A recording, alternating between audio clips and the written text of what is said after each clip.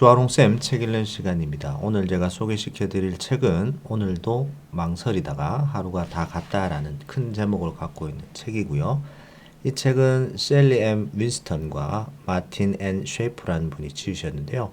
두 분 다 심리학자고 한 분은 코넬 대학교하고 일리노이 대학교에서 심리학 박사학위를 받으신 분이고 또 한 분은 미국 전문 심리학 위원회 인증을 받은 인지행동심리 전문가이신 두 분이 공동 저자로 내놓은 책인데요.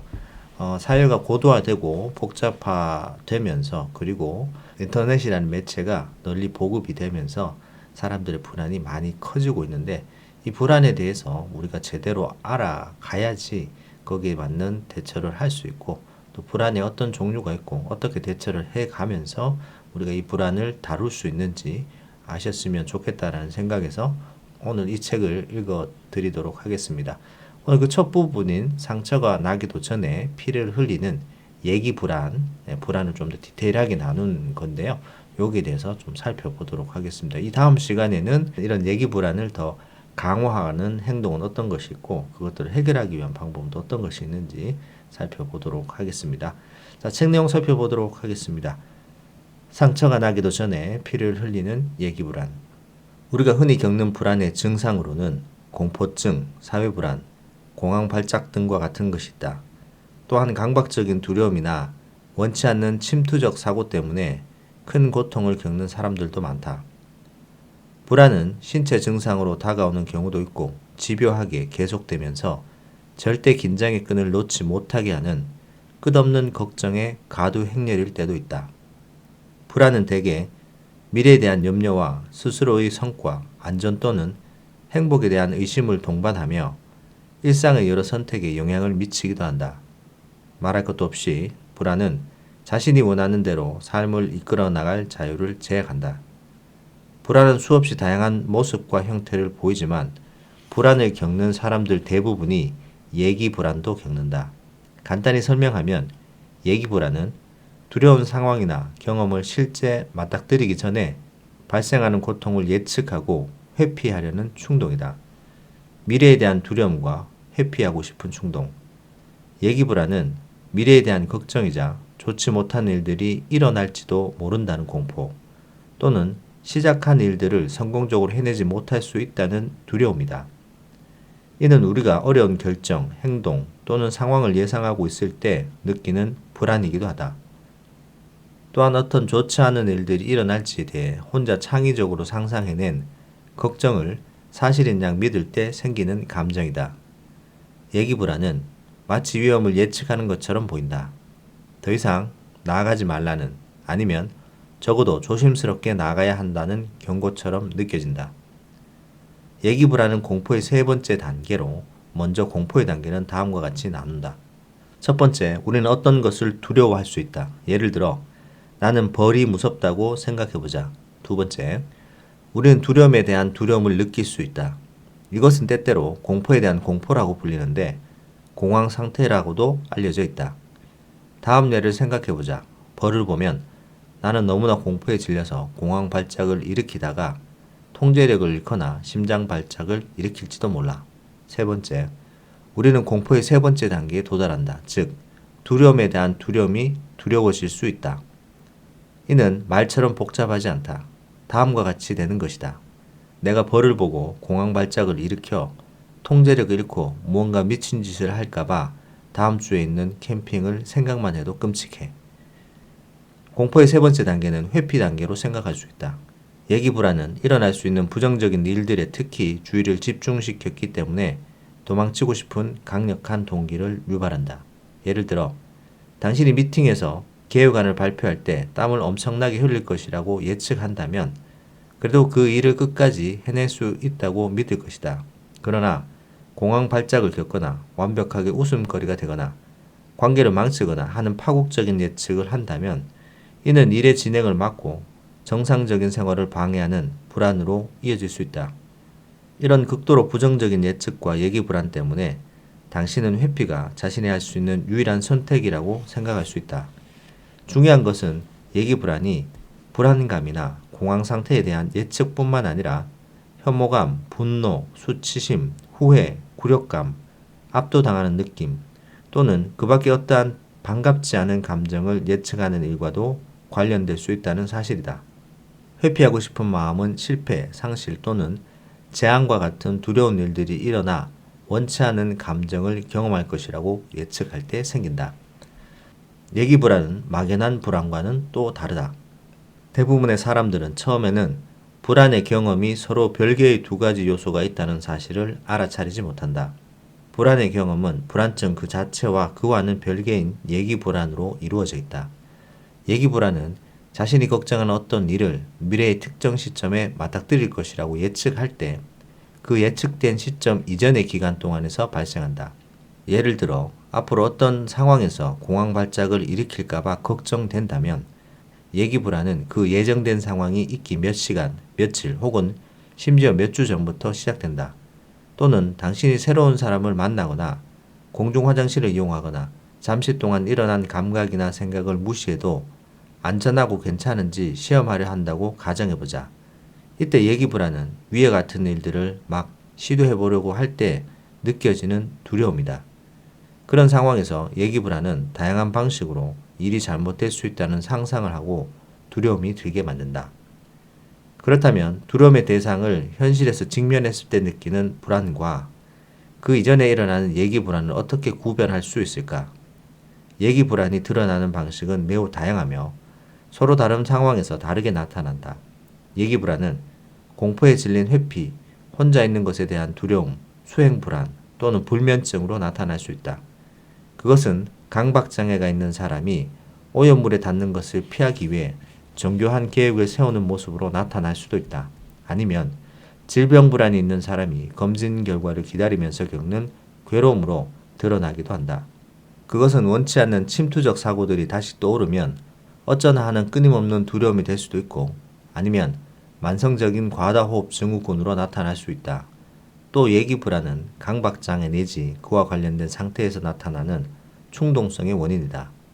강박장애 환자들은 강박사고 때문에 생기는 당장의 불편한 느낌을 줄이고자 신체적, 정신적 의식 행위를 하는데 예기 불안이 주는 압박감은 이런 행위를 하도록 부추긴다. 사람들은 또한 감당할 수 없을 만한 어떤 일을 맞닥뜨릴 것 같은 예기 불안 때문에 모임이나 식당, 여행을 두려워하기도 한다. 갑작스럽게 몸이 아프거나 무서운 생각이 떠오르면 어쩌나 하는 예기 불안 때문에 밤에 혼자 있지 않으려고 할 수도 있다. 또한 연인 관계를 상상했을 때 생기는 예기 불안 때문에 데이트를 피할 수도 있다.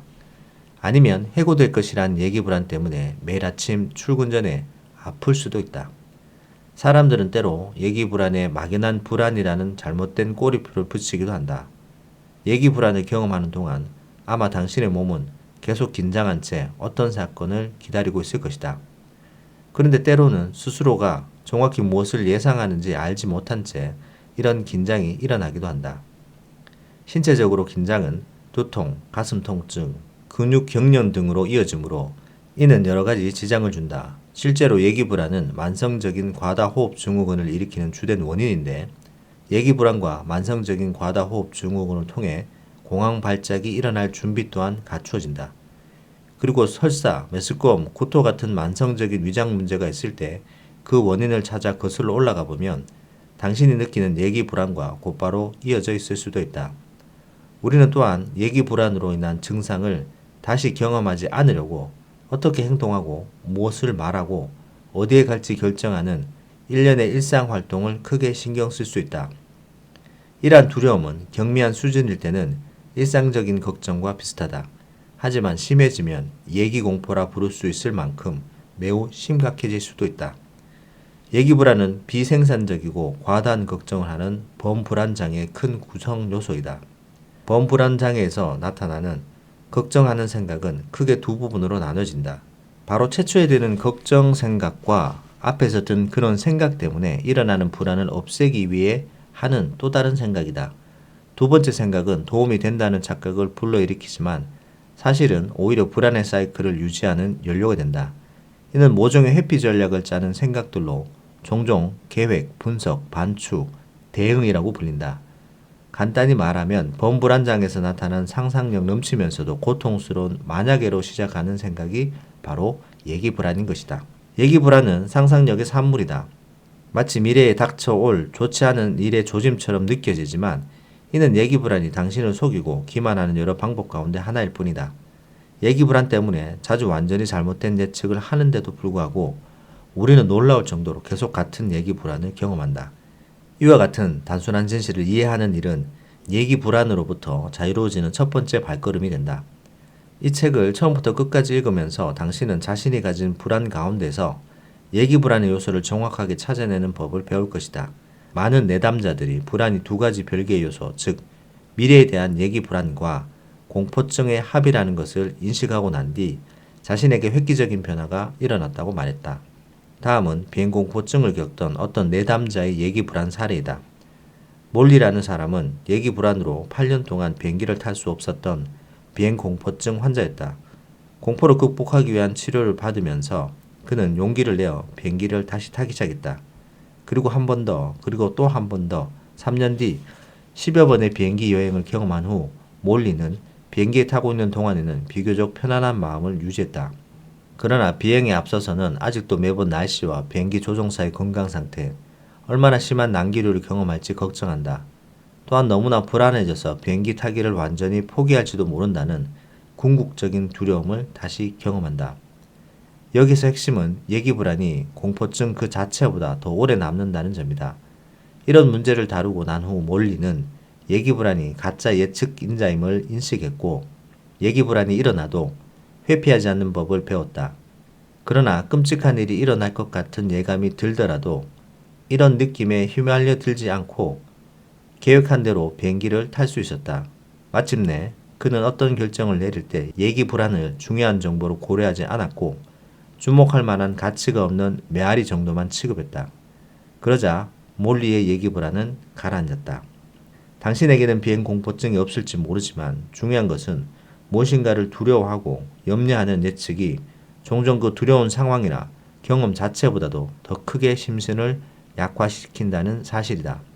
그리고 다음에서 볼 수 있듯이 이러한 경험은 극히 평범하다. 역학 연구는 얼마나 많은 사람들이 독특한 심리장애가 있는지를 추정하는 인구조사 방법의 하나다. 그러나 앞서 살펴본 것처럼 예기불안은 단독 진행되는 장애가 아닌 초진단적 현상이다. 예기불안은 거의 대부분의 불안장애에 만연한 특성인데 기분장애, 특히 우울증을 가진 많은 사람들이 동시에 이런 불안장애를 겪는다. 또한 외상 후 스트레스 장애 환자들 역시 잊고 싶은 외상 사건을 다시 떠올리게 하는 사람이나 사건을 마주할지도 모른다는 예기불안을 종종 보인다. 이러한 이유 때문에 얼마나 많은 사람들이 예기불안의 영향을 받고 있는지 정확히 집어낼 수는 없다. 대략적인 숫자를 살펴보면 대부분의 연구에 따르면 전체 인구의 약 10%가 일생에 걸쳐 불안장애를 겪는다. 비슷한 숫자의 사람들이 일생에 걸쳐 우울증을 경험하고 5에서 7%의 사람들은 외상 후 스트레스 장애를 겪는다. 극도로 보수적으로 계산할 때 약 15%의 사람들이 그들의 생애 가운데 어느 한 시점에 예기불안의 영향을 받는다고 추정된다. 이는 미국 내에서만 5천만 명이 넘는 사람들이 해당된다. 그러므로 만약 예기불안으로 고통받고 있다면 절대로 당신 혼자 그런 것이 아니다. 예기불안은 만연한 현상이며 어느 연령에서도 나타날 수 있다. 예기불안에는 종종 가족력이 있다. 이 책을 보면서 어쩌면 당신은 자녀들이나 이전 세대의 가족 구성원 가운데서 예기불안을 겪는 사람이 있었다는 사실을 발견할 수도 있다. 아이가 미래의 일들을 상상할 만큼 나이를 먹으면 그때부터 예기불안도 함께 자라난다. 예기불안은 당신의 자녀가 몇 주 동안이나 백신 접종을 두려워하며 시간을 보내게 만드는 장본인이다. 아이는 접종을 하면 어떤 느낌인지 대해서 많은 질문을 하거나 반항적인 태도를 보이거나 성질을 부리거나 잠을 못 잘 수도 있다. 또 접종하는 날 병원에서 싸우거나 울고 몸부림을 칠 수도 있다. 접종 자체는 너무나 빨리 끝나서 모두들 이렇게 말한다. 봤지? 아무것도 아닌 일에 야단법석을 떨었네? 그러나 다음 접종에도 아이는 더 나아진 모습을 보이지 않는다.